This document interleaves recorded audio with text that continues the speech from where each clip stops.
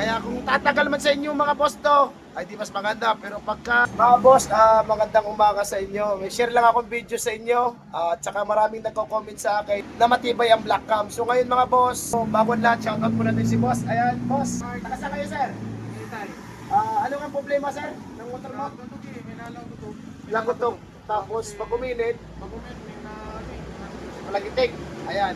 Yan mga boss, ang nilapit ni sir saan? Ito yung natakbo ng motor ni sir. Anong year, sir? 2022 model lang kay sir. Ayan, papakita ka lang sa inyo mga boss ha. 17,000 lang, 204 mga boss. 0.0 ano, ayan na nakita nyo naman ang takbo. 2022 model, ito mga sir. Sabi ko kay boss na hindi ko na i-refresh kasi bago pa. Check ko lang sana, check lang namin. Ito nakakita ako sir, mga boss. Kung napapansin nyo, tapit niya, sira na. Ayan. Gasgas yung isa makainis pa. Yung lube niya, sira tong isa, yung isa makainis din. Ayan. Yun lang masasabi ko sa black cam talaga. Kung tatagal sa iyo ang black cam, maganda. Ay katulad nung kay sir nga, sira na.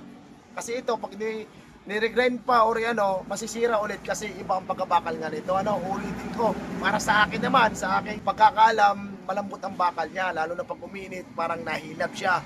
Dito, wala namang sisihin, pero normal lang yon na may masira kasi ginagamit niya. Pero katulad nung kay sir, batang-bata pa, 17,000 pa lang, sira na. Kaya kung tatagal man sa inyo mga boss to, ay di mas maganda. Pero pagka sira, wala na tayong magagawa. Yun lang mga boss, maraming salamat.